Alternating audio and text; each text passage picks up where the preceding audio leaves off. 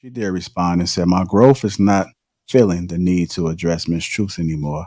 The grace and kindness I have shown you is a space to tell lies and false narratives with sympathy and attention without correcting. You Mm. are a great storyteller. Sometimes I get caught up in your versions." She also said it was has been 3 years. Um, I am always kind and cool with you. I purposely never make it awkward. I never bother you. I give you my suggestions on the situation, but you don't respect their boundaries. Let me go ahead and move this banner, which is why you discuss this again on social media. I don't know what else to do to help you. Always wishing you well. This is from the ex-wife of Gary Owen. Oh yeah, she See, that's exactly what I was thinking about. I'm like, this man keeps switching shit. It's not like what happened. you don't Something see what she happened did is problematic. What she just did, and you that can see how that may have played a factor in her alienating him. Even now, she's calling him a liar. Like there's her truth, his truth, and then the truth. Yeah. but I he just Call- said one thing and like these are quotes well, from we can. I agree with Sweeney, but so I think that because we know him, we tend to take his side because we've seen him, right?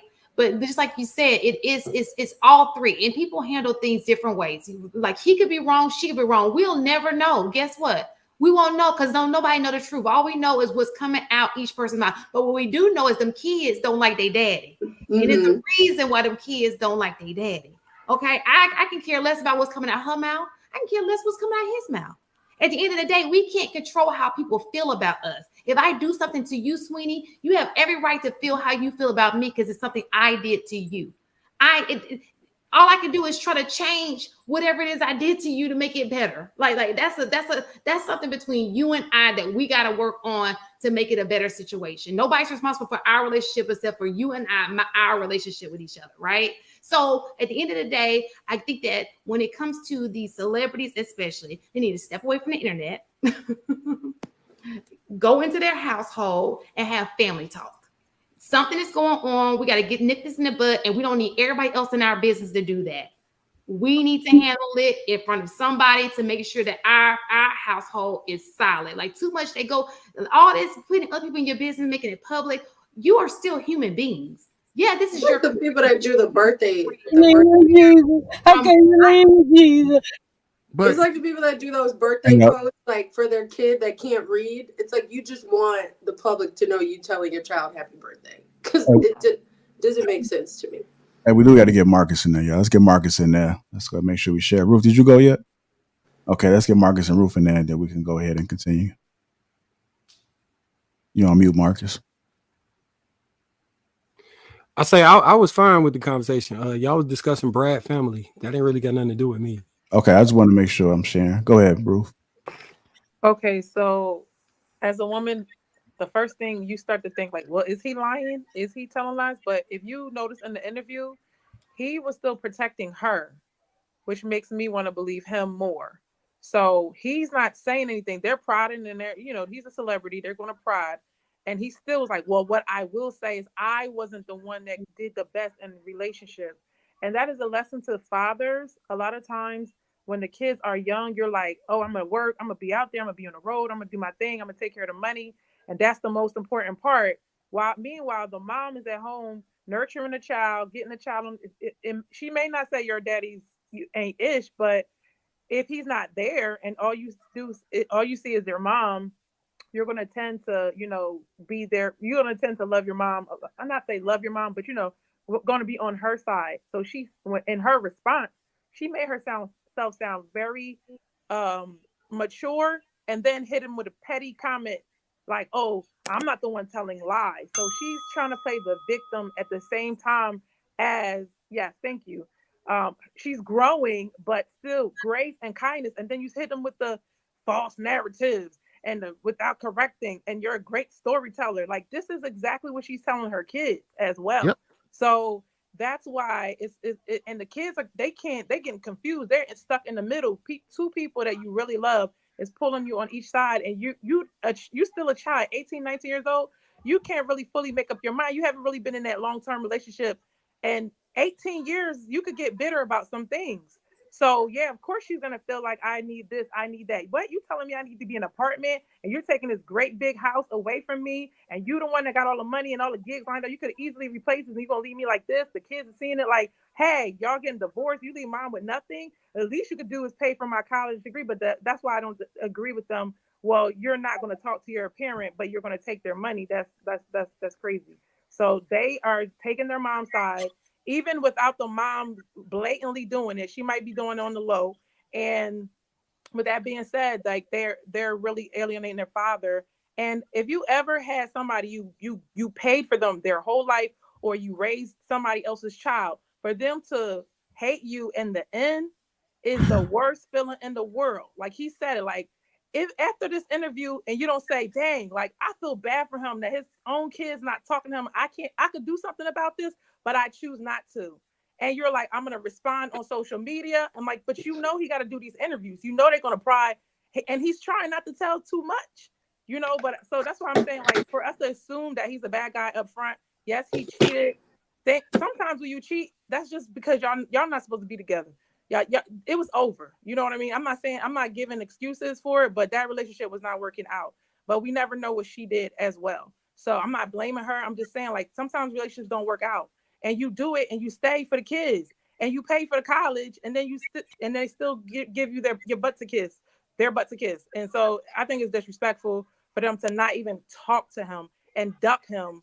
And I think one of them was like, he was waving at her in the airport. If my dad made the effort to come wave at me at the airport and I'm gonna run in the bathroom and hide from him, like, come on, y'all, this is crazy. This is the kind of behavior they're doing. But what do you think would cause, like, as a parent, right, that's divorced, and as a child who has a dad who has had breakdowns in communication, what do you think would cause a child to treat some, and if your parents have been married 18 years and you're not talking to your dad as a child, what do you think would cause that? It's not automatically his fault. It's not automatically his fault. He wasn't there. That's why I said he's already taking that blame. Like, I wasn't there. I was on the road. But the same money that I made on the road is paying for y'all college tuition. If y'all can't get that, and the mom is supposed to be able to one say, you know what, your dad is paying for your college. You know them rich moms, and you see them in the movies, like, don't do that to your dad. He's still taking care of us. He's still doing that. Like, at least acknowledge what he does. No, you didn't get what you want in the settlement, but you still could kind of figure out a way to make everybody peaceful. So she's like, oh, you're on your own trying to make this work with them and not trying to be the bridge. That's the issue. And then I would also argue that, given the fact that he was the one on the road, he was the one that had to be away from the kids, given the fact that she's the first line of culture for her kids, understanding education, it was her job to make sure that he wasn't seen in a bad light by his kids. It was her job to make sure that her kids understood your dad is out there working hard for you. Yeah, I know that he's not here right now. I know that he's not home, but understand that your dad is doing this for you. That was her job. So if at any point she failed at that portion that contributed to her kids being okay with alienating him and saying, fuck that dude, she plays a part in that. Yes. Does he play a part in it as well? Yes. But she also does, because we understand that in these type of scenarios, you don't make that kind of money. You don't get that type of notoriety without being stuck on the road. It's all for the court. I do want to add something on there too. And we just seen some clips. It may be some more. I didn't watch the whole interview, and I just seen those clips that was put together, like particularly that part I want to focus on. Kids are not dumb. I mean, kids are aware of a lot of things that's going on, and they may not talk to you about it because they may not feel comfortable. But sometimes it is some truth as into why they may be acting the way they act towards the other parent.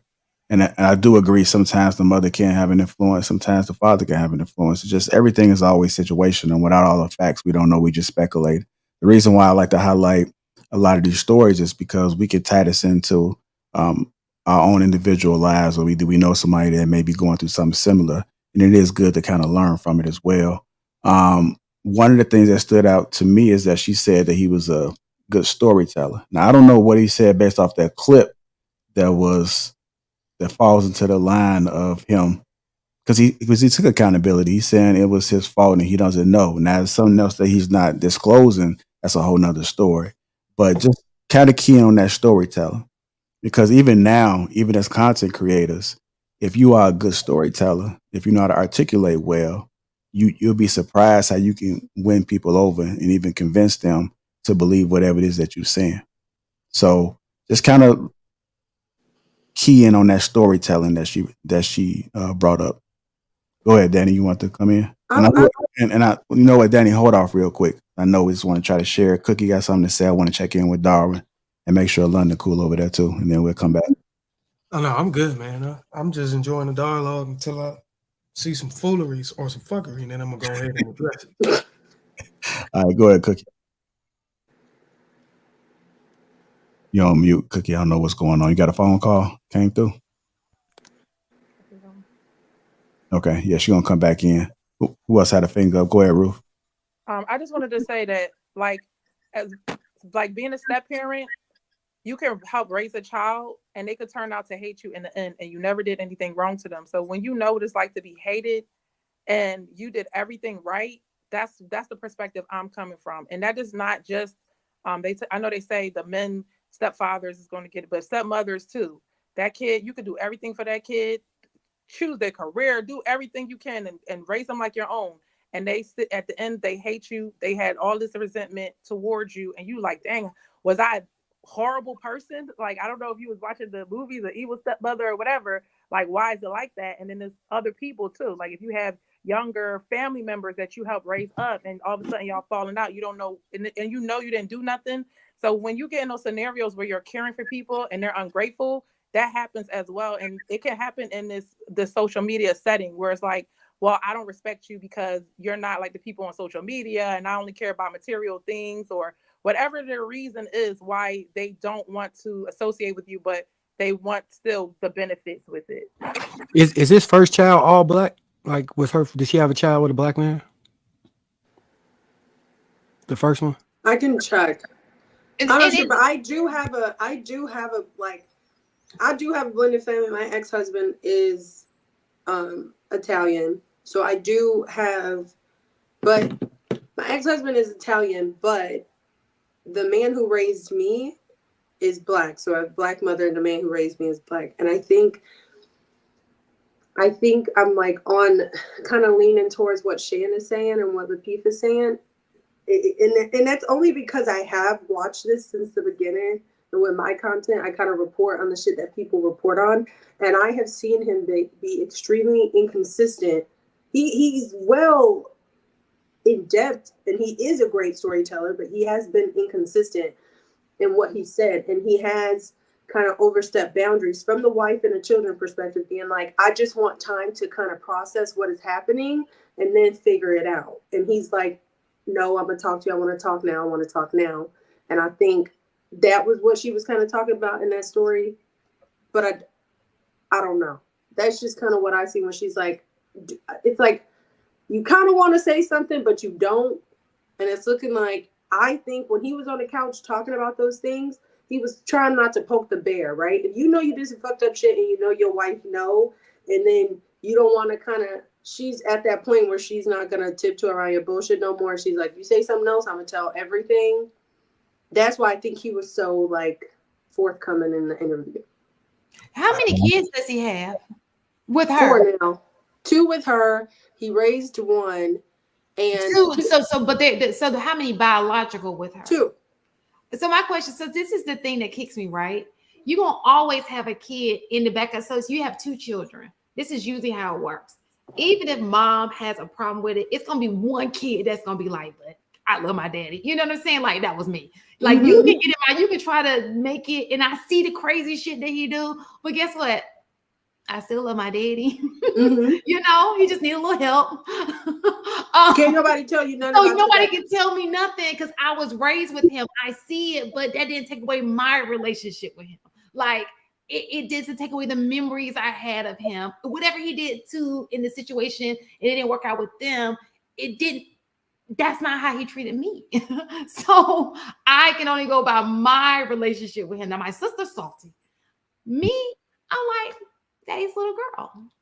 So it's like it's just crazy how it's both of them. That's kind of, I mean, just think about y'all. Would y'all be against y'all's parent? Like even if there was a breakup, right? Do y'all put yourself in that situation? Do y'all take a breakup from your parents that hard? Like, I don't want to talk to my daddy.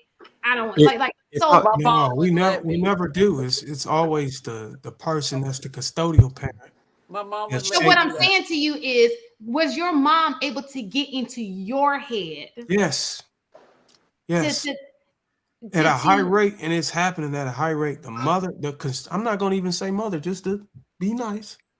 The Mhm. custodial parent has an overwhelming influence on Okay. the kid's perception of the other parent.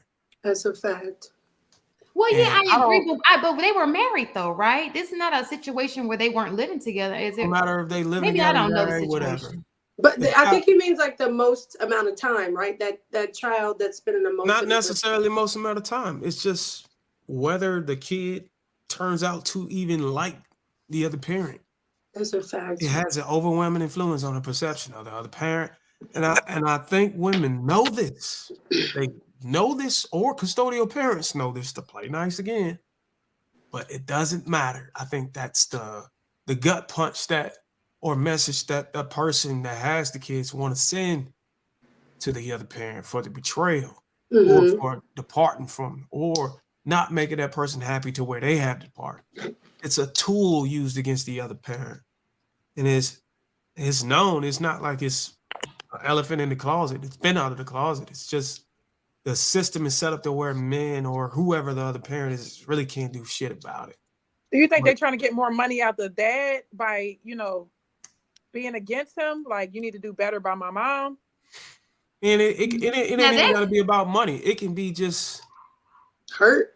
it can be, and whenever you think of, whenever it comes to a woman, she can think of some shit that happened during the first time of their relationship that pisses her off. Like, oh fuck, I hated he did that, and I still don't know who the fuck the bitch was that he fucked.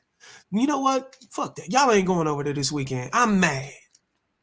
Some shit. It was Claudia Jordan. Make him suffer. Hey, we got to go to get to. I'd be like, I'm mad. Come get your Hold kid. on, hold on, y'all. Let's get Cookie in there and let's check on that. Money, you good? Anything you want to add? Actually, no, I did want to say something. Okay, go ahead. So there's a possibility that they don't like his moral code, period. It might not have anything to do with her. It might not have anything to do with things she said. You can dislike your parents' moral code. You can dislike how they act, how they move, and how they present. And you really don't want anything to do with it. Probably financially, they on a weak side and they don't know what to do. Like, hey, I need the money.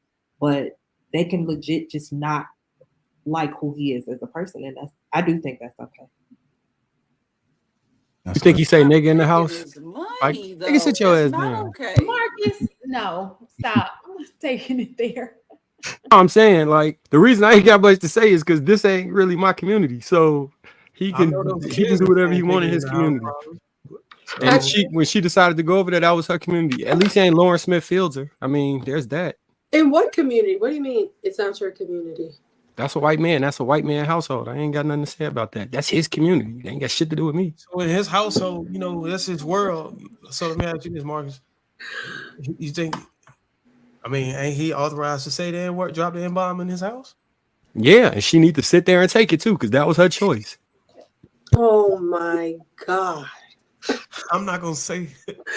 I only had a couple of things to say. Go ahead, Cookie.